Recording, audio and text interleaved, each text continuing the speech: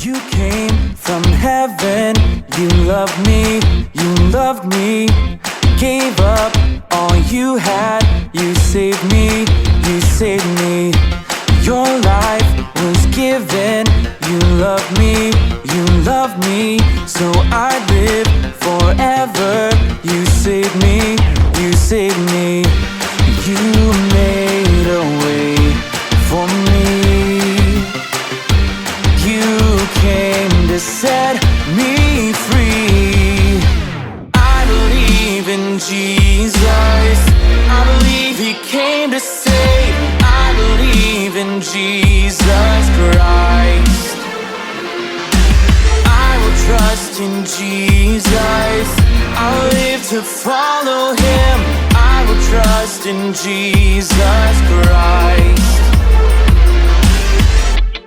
You came from heaven, you loved me, gave up all you had, you saved me, Your life was given, you loved me, so I live forever. You saved me, You made a way for me. You came to set me free. I believe in Jesus. I believe He came to save. I believe in Jesus Christ. I will trust in Jesus. I'll live to follow Him.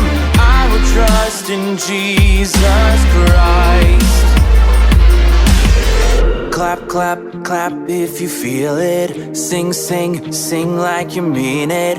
Clap, clap, clap if you feel it. I believe, I believe, I believe. Clap, clap, clap if you feel it. Sing, sing, sing like you mean it. Clap, clap, clap if you feel it. I believe, I believe, I believe. Clap, clap, clap if you feel it. Sing, sing, sing like you mean it. Clap, clap, clap if you feel it. I believe, I believe, I believe.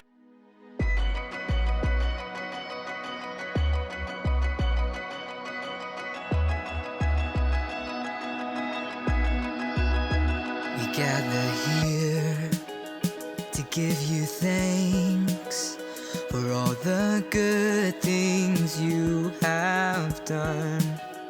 We set our gaze on your grace, your love so constant, love so strong. Everything good is from you, Father, so faithful and true. Let every song we sing say thank you. For every breath you give me, thank you. For every broken heart you made new. For every life restored, we thank you. We gather here to sing your praise, for your power and your might. We set our hearts on your name. You are Jesus, you are light. Everything good is from you, Father, so faithful and true. Let every song we sing say thank you. For every breath you give, we thank you. For every broken heart you made new.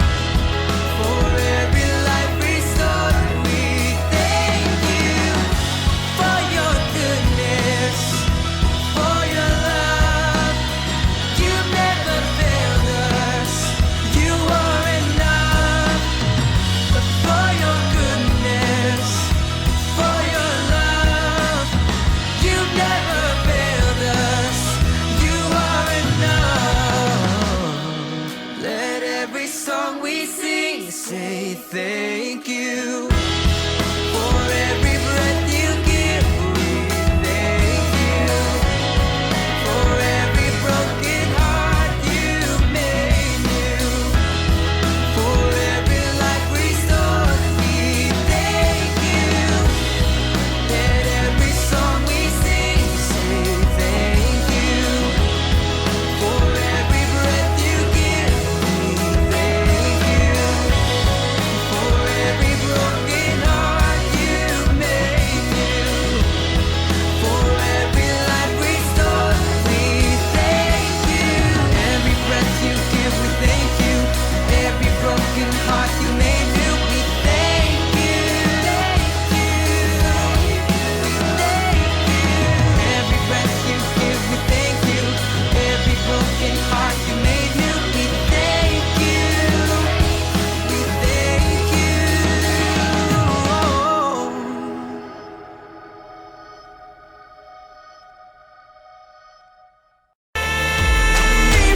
Yeah, I believe in Jesus. I believe he came to save. I believe.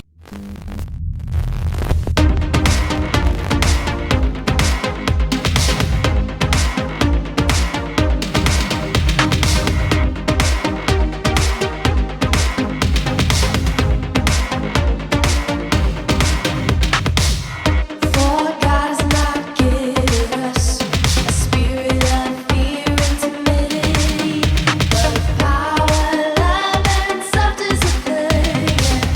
Second Timothy 1:7. For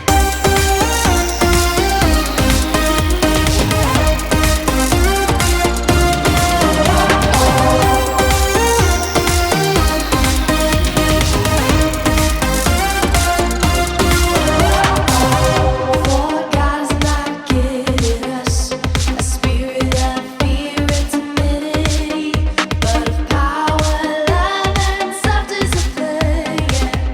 Second Timothy 1:7.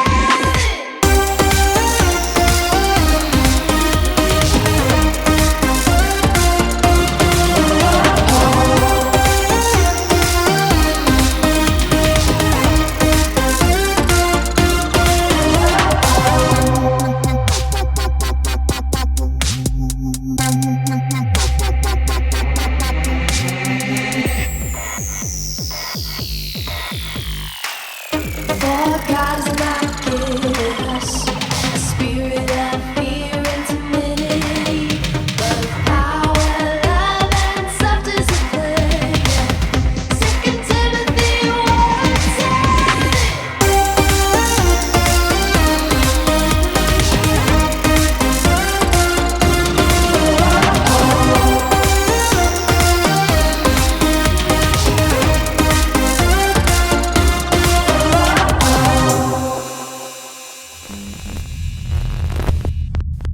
Believe in Jesus Christ.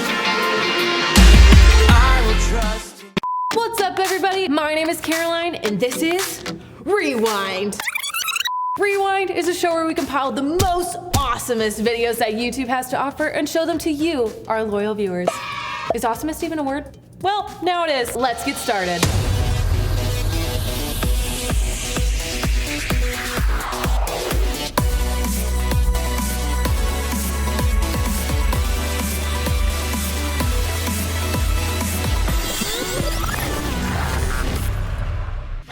This week, we've got more fails for your viewing pleasure. But this time, there's a twist. I'm gonna start to watch each video, but before it can finish, I'm gonna try and guess what happens next. Fortunately for me, all the answers are multiple choice. Sound simple enough? Perfect. Let's get this show on the road.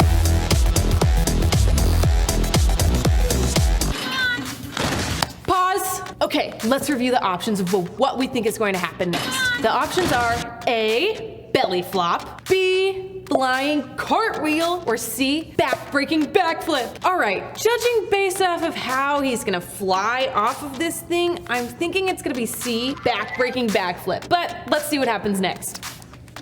Oh my gosh, did you see that? Look at this replay. Oh, he totally looks like a gingerbread man. Looks like I was wrong too. The correct answer was B, the flying cartwheel. I need to step up my guessing game. All right, video number 2, please. Here comes the motivator. Okay, pause. So let's review the options of what we think is gonna happen next. The options are A, makes it halfway and then face plants, B, makes it all the way, or C, misses the first jump completely. Looking at the size of this motivator, as they call it, I'm gonna have to go with C and think that she's gonna miss the first jump completely. So let's see what happens. Oh my gosh, that had to hurt. Yes, I got it right. I mean, oh, that really must have hurt. I feel good and bad at the same time. All right, next video, video number 3. Look good. Okay, pause. Okay, let's review the options of what we think is gonna happen next. The options are A, front flip face plant, B, smacked upside the head, or C, eaten by sharks. Based off of how she started off, I'm gonna guess A and think that she's gonna do a front flip face plant because that would be so cool. Okay, let's see what happens next. Ooh, how did she even do that front flip? I don't even know if that was on purpose, but that was so cool. 10 out of 10. Okay, next video. Video number 4.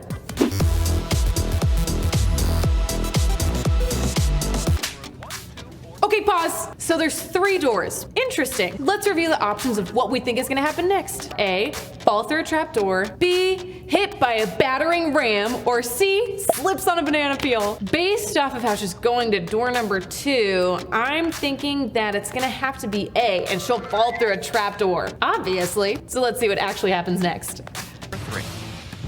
Oh, that had to hurt. There's no way she saw that coming. That is gonna leave a mark. Shoot, I got another one wrong. So let's see if I can redeem myself with the next video.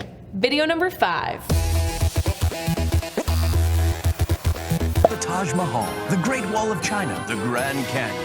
Okay, pause. All right, so what do we think is gonna happen next? A, ball dropped on her head. B, hit by the wall. Or C, trips on a shoelace. All right, I don't know how, but I think she's gonna get hit by a wall, so I'm gonna have to go with B. And now,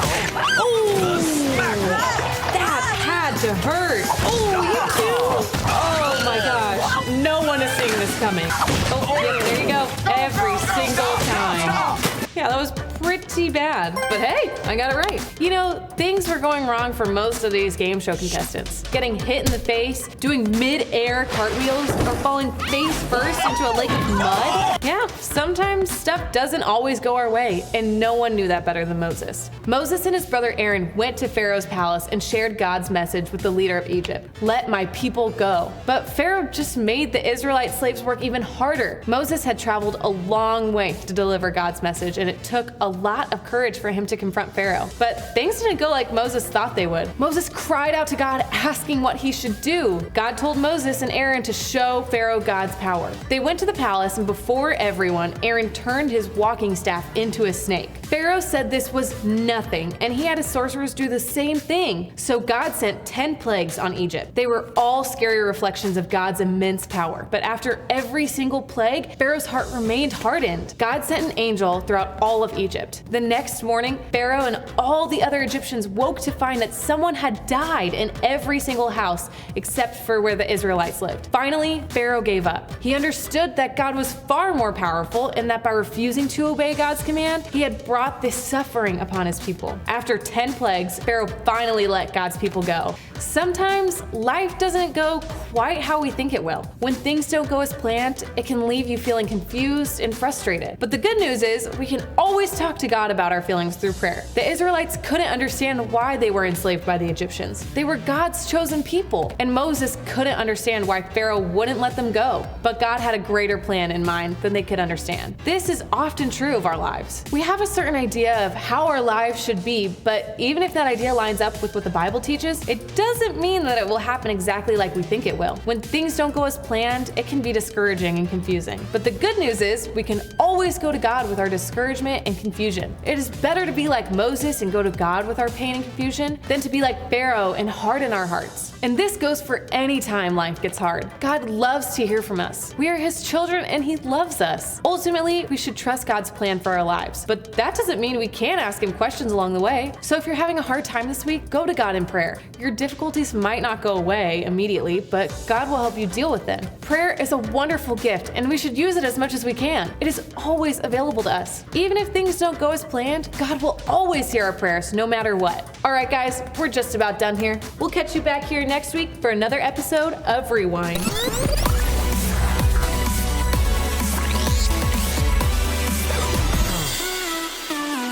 Jesus, I'll live to follow Him.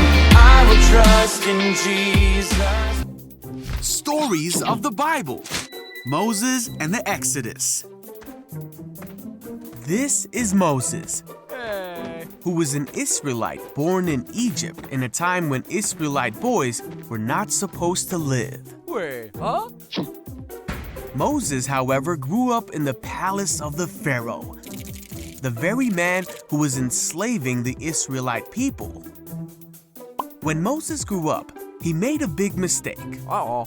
So Moses ran away from Egypt Wow! to the land of Midian. Ah.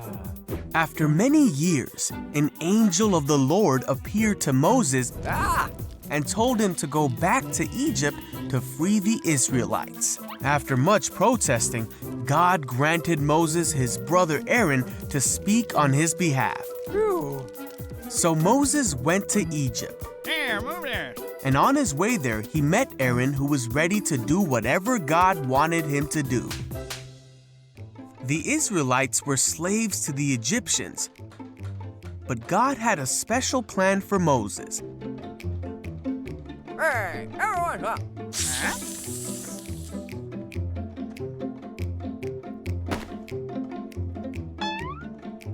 Huh? After rallying God's people to them, Yeah. Moses and Aaron went to the Pharaoh. Ahem. And said, "This is what the Lord, the God of Israel, has said. Let my people go." Shoot. And Pharaoh made the Israelites work harder because of this. Hey, how are you?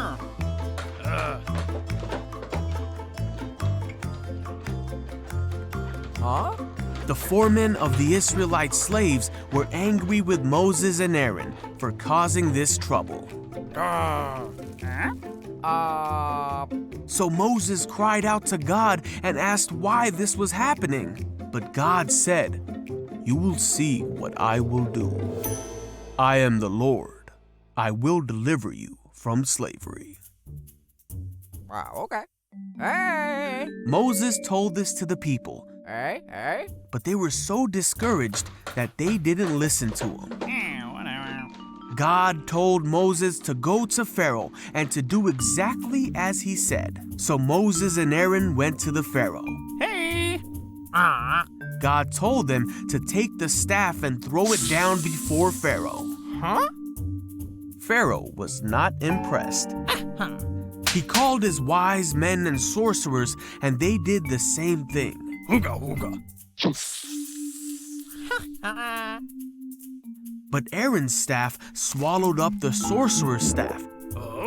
Yet Pharaoh's heart was hardened, and he would not listen to them. Shoot.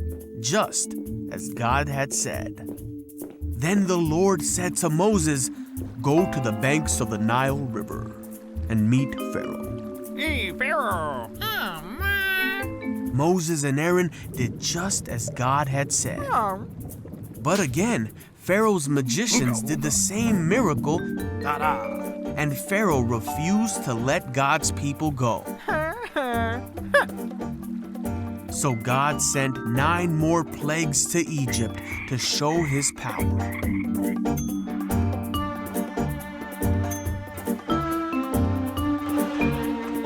Even with all the suffering, Pharaoh's heart stayed hard and he would not let the people go.